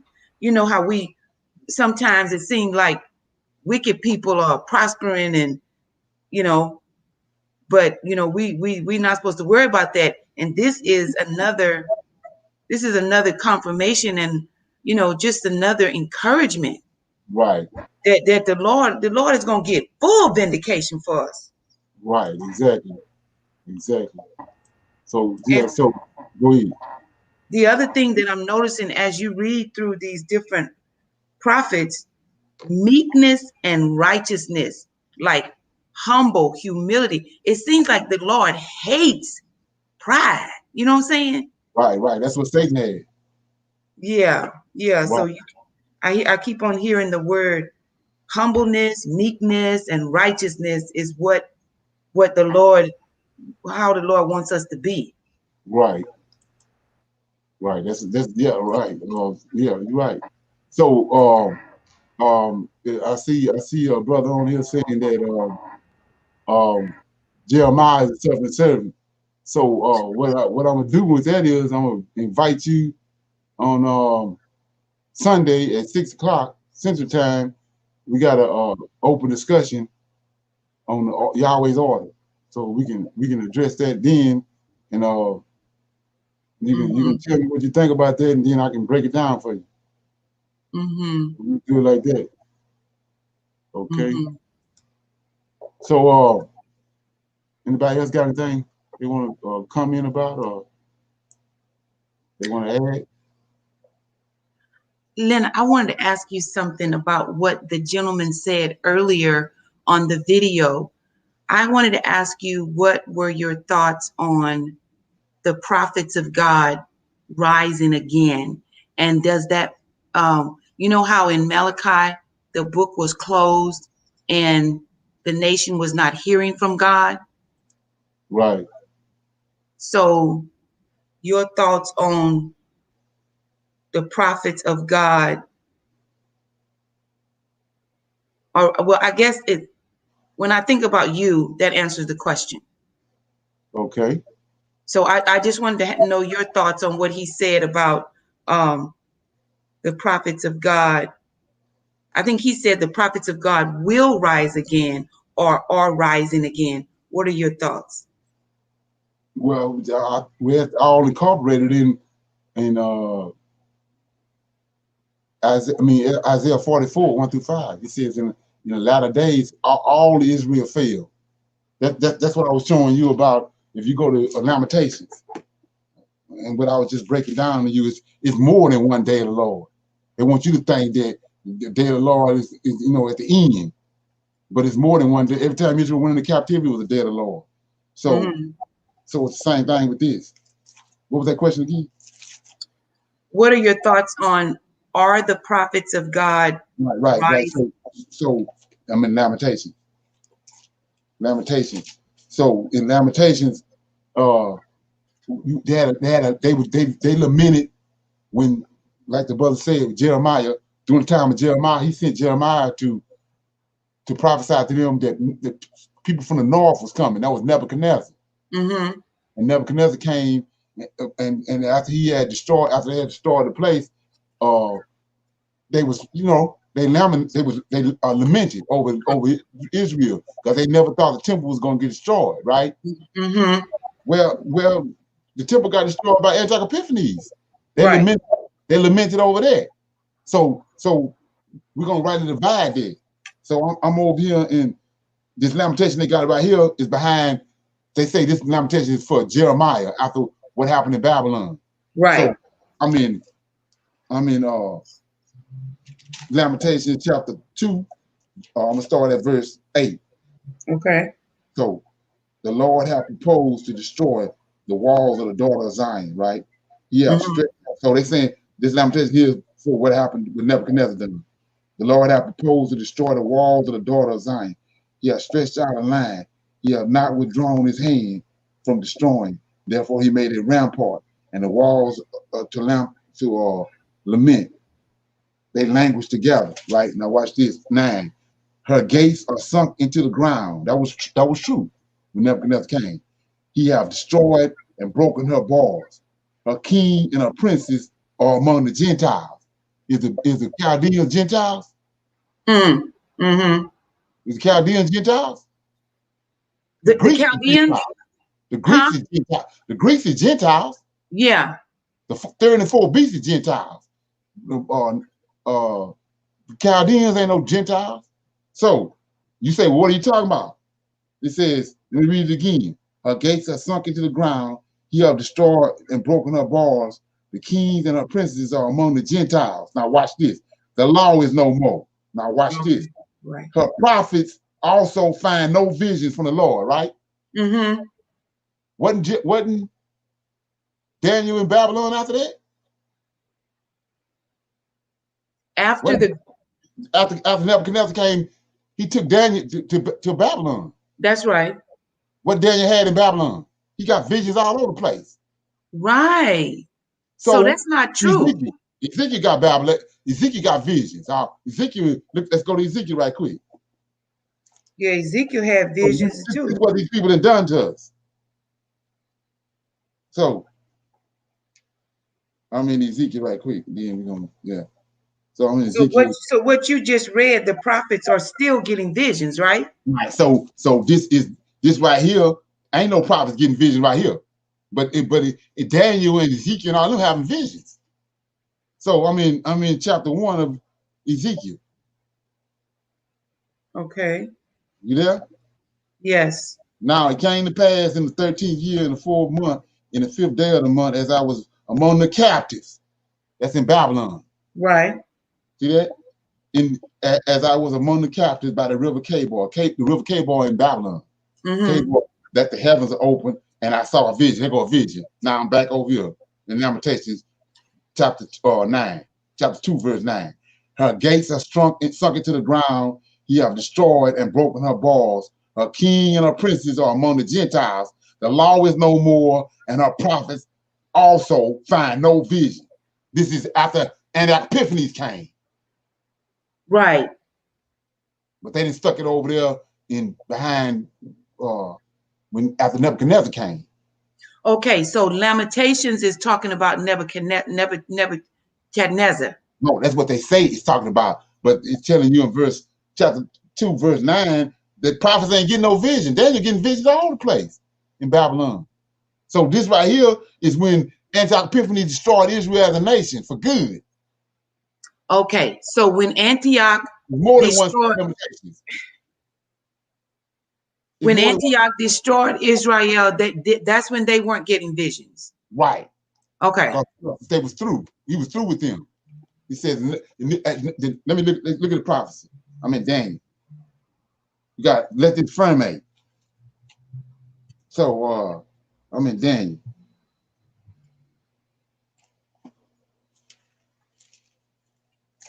So like I said, either Daniel having visions or he ain't having visions. We know he having visions. So this can't be the Lamentations that happened after Nebuchadnezzar came.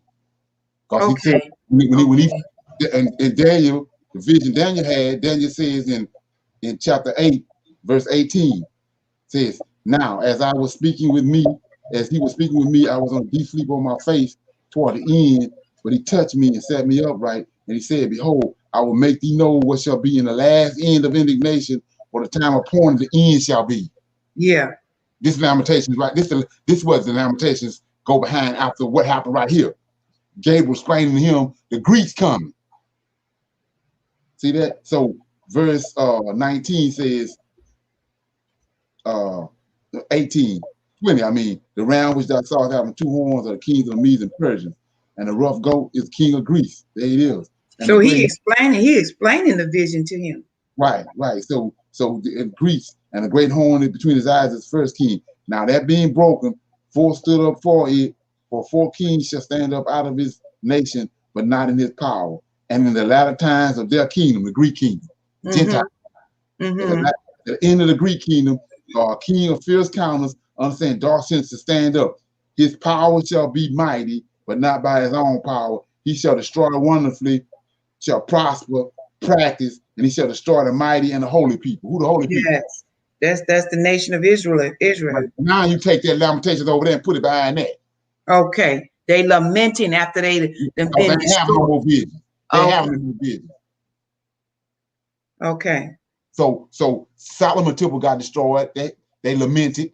Then Zerubbabel temple got destroyed, and they lamented. They took out the lamenting that was going on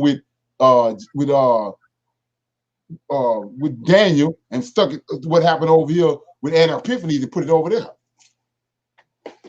So the lamenting should be after Antioch.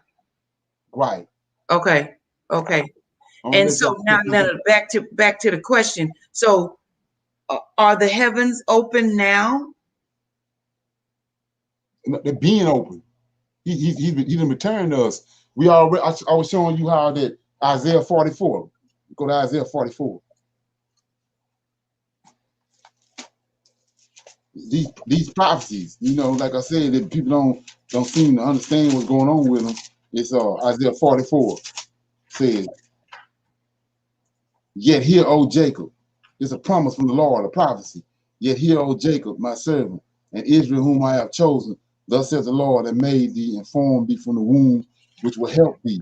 Fear not, O Jacob, my servant, and thou Jezreel, whom I have chosen. For I will pour water upon him that is thirsty, and floods upon dry ground. I will pour my spirit upon thy seed," Israelites, "and my blessings upon thy offspring, and they shall spring up as among the grass, as willows by the watercourse. One shall say, I am the Lord's, and another." We're looking at that all over the internet. Okay, yeah. Let me deal with this brother right here. Because the brother say the book of Daniel is a play on Revelation. Revelation is garbage. The book of Daniel is a play on Revelation, and Revelation is a book of the book of Daniel. Got your wires crossed, bro. Well, the book of Daniel actually is talking about Alexander the Great. You got to look at the king of fierce countenance and go to First and Second Maccabees. It didn't come to pass, and it didn't. What Daniel prophesied didn't come to pass in the King James Bible. It came to pass in the First Maccabees. Antiochus Epiphanes came and destroyed Israel as a nation in 143 BC. Nobody seemed to know that. Okay. I think one of the things, Leonard, is that maybe a lot of people don't understand that third beast is missing out of the Bible. Right. They don't know that. So you following the New Testament and following their narrative, you're in the wrong place. Let me read it right quick. Then we're gonna close out. I'm gonna read just a part of it because just the reading or the beginning of it should jog your memory. So where's Maccabees? Daniel prophesied. We just read it in chapter 8, and here we go right here. After Alexander, the son of Philip of Macedon, who came from the land of Chechen, had defeated King Darius of the Persians and the Medes, he succeeded him as king. He had previously became a king in Greece. He fought many battles, conquered strongholds, and put to death the kings of the earth. He advanced to the ends of the earth, plundered many nations, and when the earth became quiet before him, he was exalted, and his heart was lifted up, and he gathered a very strong army and ruled over countries, nations, princes, and they became tributaries to him. After this, see that? He fell sick and perceived that he was dying, so he summoned his most honored officers who had been brought up with him from the youth and divided the kingdom. It's still a Greek kingdom. He divided it among them four ways, four generals. And after Alexander had reigned 12 years, he died. Then his officers began to rule, each in his own place. They all put on crowns after his death, and so did their descendants after them for many years, and they caused many evils on the earth. So this is exactly what Daniel prophesied. Antioch Epiphanes, the renegade Jews, from them came forth a sinful shoot. This the one understanding dark sentences. He had been a hostage in Rome, right? Fourth beast ain't came yet. He began to reign in the 143rd year of the reign. This is what I said, 143rd year of his reign. In those days, Satan renegades came out from Israel and misled many, these Israelites, saying, let us go and make a covenant. This is a 7-year covenant right here. So if you over in Revelations, then you're on the wrong road. So it says, in those days, Satan renegades came out of Israel and misled many, saying, let us make a treaty, a covenant with the Gentiles, 7 years around us. For since we separated from them, many disasters have come upon us, and perpetual this proposal pleased them. This treaty pleased them, and some of the people eagerly went to the king, who authorized them to observe ordinances of the Gentiles. That's what we just read. They say they are among the Gentiles. They get no visions, and they are among the Gentiles. So they built a gymnasium. So it's a gymnasium in Jerusalem, long before 70 AD, because the Greeks there in Jerusalem, according to the Gentiles' custom, and they removed the marks of circumcision, abandoned the Holy Covenant, and they joined themselves with the Gentiles and sold themselves to do evil.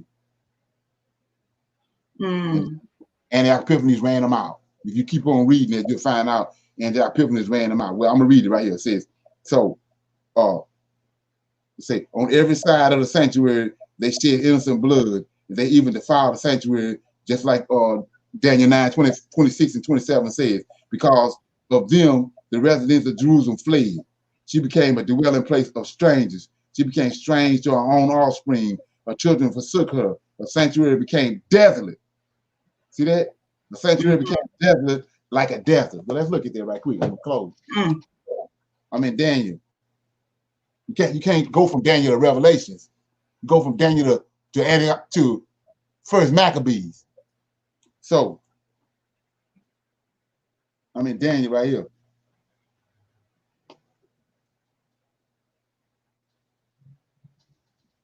So it says,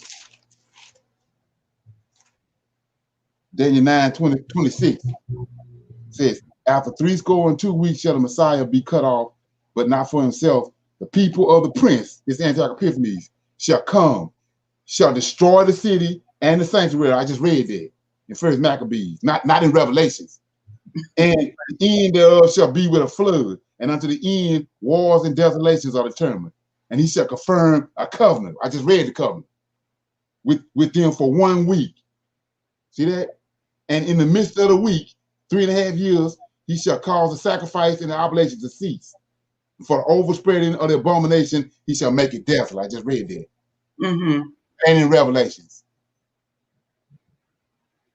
So Israel got destroyed in 143 BC, not 70 AD. Right. Okay. So anybody else got anything?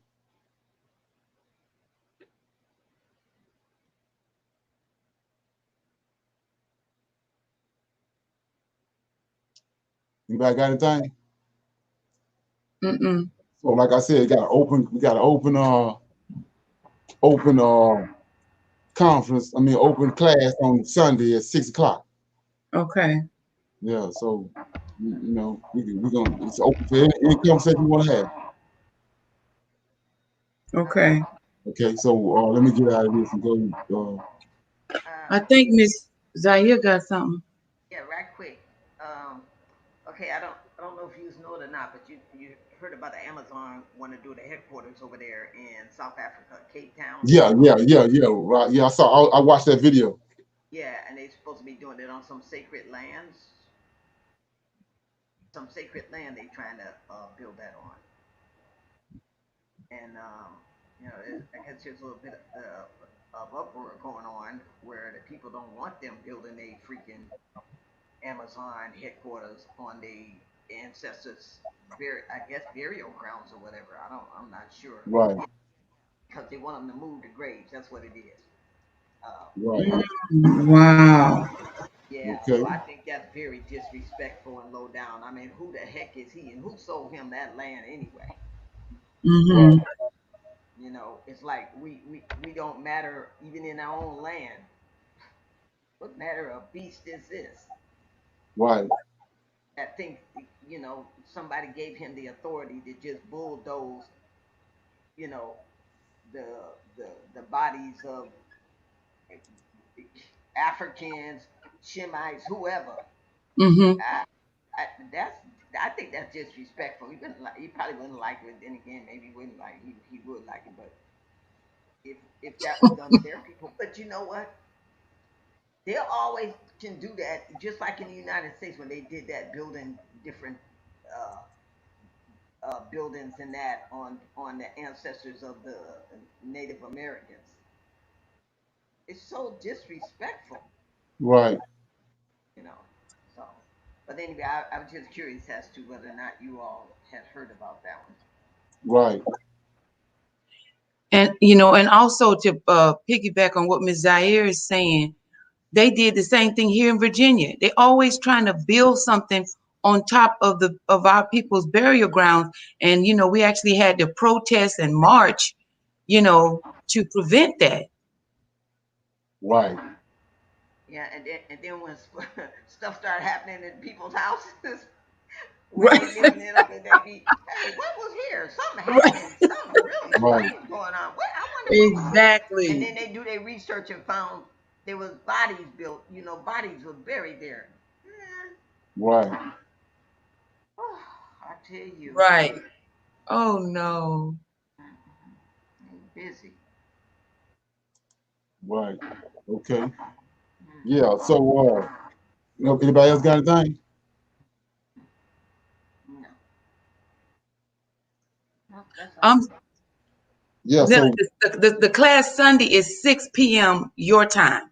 right. Central Time. Okay. Okay. Central Time. Okay. Right. So, my phone number is 337-802-0889. So if you want to talk to me, there the number is 802-337-802-0889. Brother Leonard. I'm about knowledge and the truth. So for the lies that's been told, you ain't gonna be able to get it by posting on the sidelines over here. You got to call me on the phone so I can break it down. Get a So number again, Leonard. 337-802-0889. So we're gonna go out right here. Let me give you some of this line.